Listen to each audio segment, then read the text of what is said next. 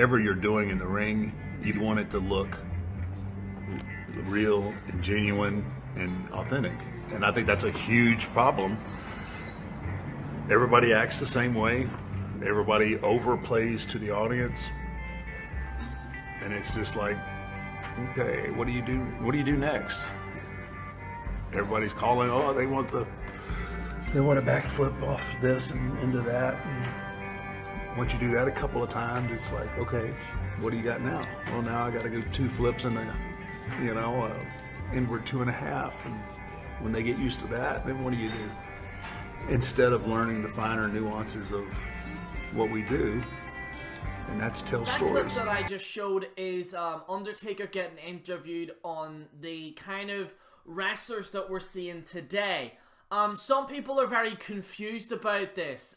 Those especially in the indie camp are quite confused because they're saying, well, what's wrong with flips and stuff, and there's been maybe some indie people. Now, amazingly, majority of people are agreeing with Undertaker, and it's great to see that now, finally, after years and years and years of absolute shite, people are now listening to guys like, myself, the Smart Busters, who were really the first ones that called out on this kind of indie epidemic. I know Charlie's done videos on it. Wrestling Jesus is another one who's done videos on it. There's been several people that have talked about this indie epidemic, and it is very good to see that The Undertaker is addressing this. Now, by no means, I don't think Undertaker was insulting anyone by any stretch of the imagination. I feel as if Undertaker just put it out there and just said, listen guys, this is going too far. Because in the clip, he specifically says, all this, everyone's the same, and I want to give you guys some history in this that some of you might not know. As a lot of you know, the Daniel Bryan, and this is where it all started off. Now, by no means am I blaming Daniel Bryan in this, by the way, but during the Daniel Bryan uprising, people started asking, even when CM Punk was on, everyone was asking for indie wrestlers, indie people should be on the show. And the sunrise of Daniel Bryan, which I do think was a decent storyline, however, then they started copying the Daniel Bryan format, which was the old, well, not the old Daniel Bryan, but the Daniel Bryan that first came to WWE. So every single wrestler, including Sami Zayn, even Dolph Ziggler to a certain degree, and I do like Dolph, but like they were, and then Kevin Owens as well, and all these people, there was this kind of like, oh, you knew this guy in New Japan Pro Wrestling, so he must be good. And again, this kind of concept that people are saying that, oh, well, indie wrestling at its most high, and Jerry, but all elite wrestling, and I will get to that in the video. But one of the main crucial parts that Undertaker is stating in this video is storylines. And that is something that it's just something personally, and I'll be real with you, okay? I'm gonna be real, as some people, as the cool kids say, I'm gonna be real.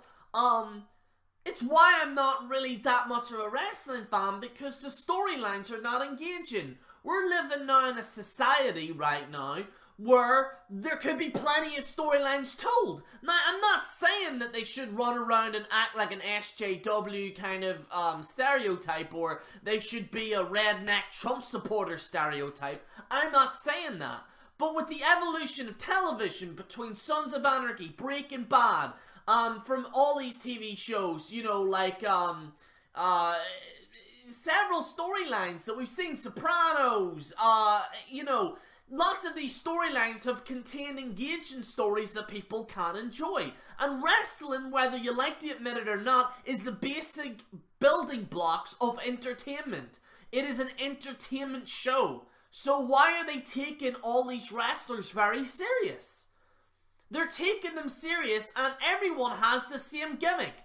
I was from Japan. I'm happy to be here. I can flip, and I can kick, and I can do this. Now, some people have said, yeah, man, I agree. Like, these indie guys have, like, they're so blind to this type of shit. Some indie fans are actually, I agree with this, although I do like the indies that they've said, but I do agree with this. And by the way, I'm not a guy that's going to bash the indies constantly. I'm not that type of person. But in this instance, I have to say the truth in regards to this. But what they've clearly stated is that, but NXT's got good stories, and NXT's got this and that, okay? I'm sorry, but, and I'm gonna get shit for this, but, NXT storylines, like, they put on good matches, but the storylines aren't really all that different.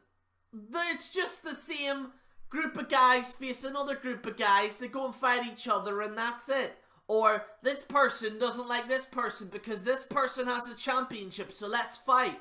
Or, this person has a problem with this person, so he was a former best friend and betrayed him. And there's storylines that are constantly playing in NXT. There is no new storylines. There's nothing engaging.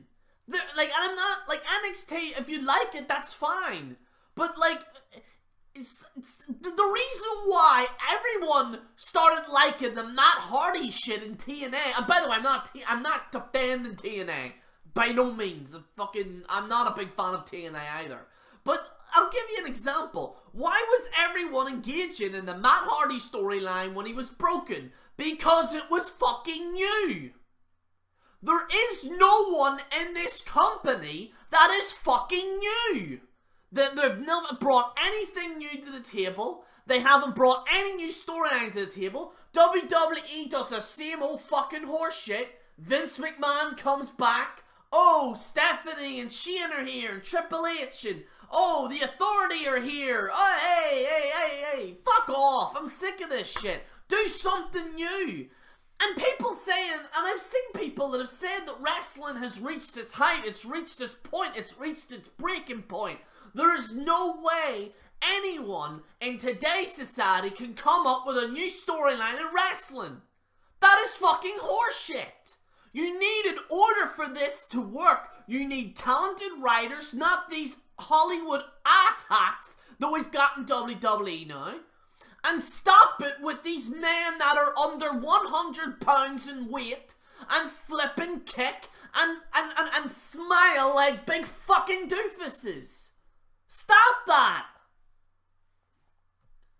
I don't want to sound like an anti-smart, but fucking Taker's right. Taker's 100% right in this. 110%. And I'm sure he has respect for these indie guys. I'm not saying that he doesn't.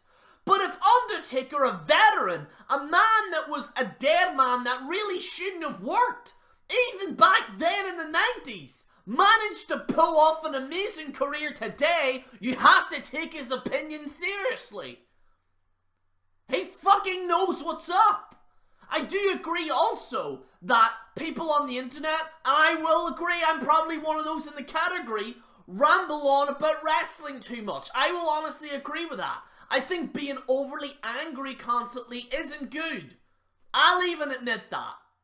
But at the same time, these people also gotta admit that this type of format that wrestling is hitting right now, where it's 100 fucking super kicks and just shock factor wrestling isn't working.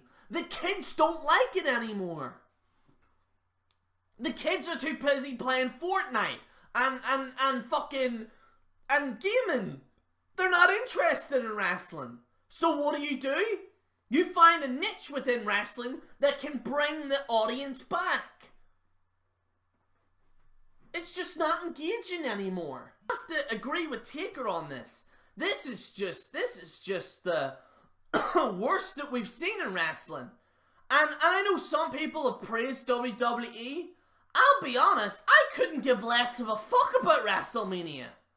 And I don't mind Becky Lynch, but there's rumours now of her being the main event. If Becky Lynch and fucking Ronda Rousey is the main event, what does that fucking tell you about the male wrestlers today? They're not putting on any effort. At all. Not one iota. They're all the fucking same. They wear trunks or street clothes that they got from a department store. And it's the same. Did you know where I'm from? I'm from Japan. Fucking great. I'm from Ireland. You don't see me there in the WWE cutting a promo. It's just like horse shit. Everyone is the same thing. It's horse shit this and horse shit that. And it just... And in regards to anything else, the storylines are just absolutely horrible. Absolutely fucking horrible. The indies pissed me off so much, I just decided to get a haircut, so... Thanks, indies. Anyway, there's more I wanted to say in regards to the actual storylines. So, yeah, one of my problems in regards to actual, like, stories is again, like I said previously, you know, Vince McMahon, the Authority, blah, blah, blah, blah. The problem is that they're not playing into some of these wrestlers' strengths either. Like, I know I could blame the current roster, and I have. I do think this current roster is the worst roster I think we've seen in over a decade. But they don't play into their strengths either. For example, like, let's just say I have, like, a list, right? In front of me, right? And I say to Vince McMahon, hey, Vinnie Mac, I would like to cut a promo and do this. Okay, there, well, you gotta say this, and this. Okay, so, I just go over the bullet points? No, you gotta say every line the way it is. Wrestling is not designed to be read through a script. It is designed by just saying it. Like, just saying it from your soul. Because sometimes saying something that you actually believe in is usually the best method to get the crowd over. Now, I know Becky Lynch has been overplayed too much, but why people are saying, well, why are people liking Becky Lynch so much recently? And I could turn around and say, oh, I hate Becky Lynch and stuff like that. But there's one thing that girl has done something that the other wrestlers haven't, is she has actually went against the grain and not talked about the little bullet points. She's talked about, she's taken a risk. What you have to bear in mind about a few years ago was that Becky Lynch in NXT was some I'm an Irish girl, and then she came in looking like that girl from Brave, okay? And everyone, like, when she was with the four horsewomen, or whatever you called it, when she was also with Paige and Charlotte and stuff, she was the third wheel.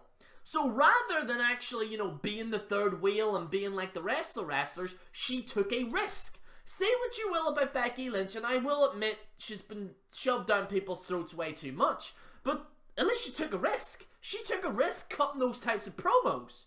That's what wrestlers need to do. Stone Cold Steve Austin has talked about it. Mick Foley has talked about it. I'm sure The Undertaker agrees with that as well. Sometimes in order for you to get over, whether even in normal society, you have to take risks. I'm not comparing, by the way, wrestling to what I do, but if I'm doing YouTube, right, I took a big risk just being open and talking in front of the camera. There was a time where I wouldn't show my face. There was a time where I just did trailer music, but I took a risk. I took a risk and I worked at the way I was talking to make sure everyone could understand me. I took the time to learn about tags. I took the time to learn about thumbnails. I took the time how to video edit. I took the time as to become an entertainer, and I took a risk, and I'd like to think it's paid off. I like to be regarded, you know, hopefully people regard me as one of the best in the world. By the way, there was a YouTube channel actually put me in their top 5 YWC members of all time, so thank you so much for that. Also, Don Tony gave me a shout out on Twitter saying, he put me beside JD, which is ironically enough, but he put me and JD together, but he said the top 5 YWC people as well. He holds me in that regard, so thank you, Don Tony, so thumbs up to you. You can check out him on Twitter, by the way. It was I actually retweeted it, but yeah, like, it just, like, taking risks is just obvious. You know, in life, you gotta take risks. You gotta put yourself in uncomfortable situations. And some of these wrestlers right now are just not doing it. they're too, oh, I'm just happy in the position that I'm in, you know, and I'm just happy to what I'm doing. Like Xavier Woods, like I know my rant on the New Day is very notorious.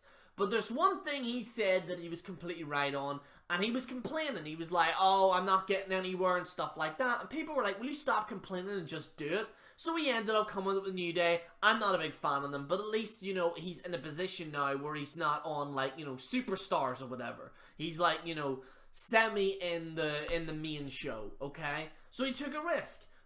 And like, these wrestlers now got to take risks, and even those in the top spot need to take risks.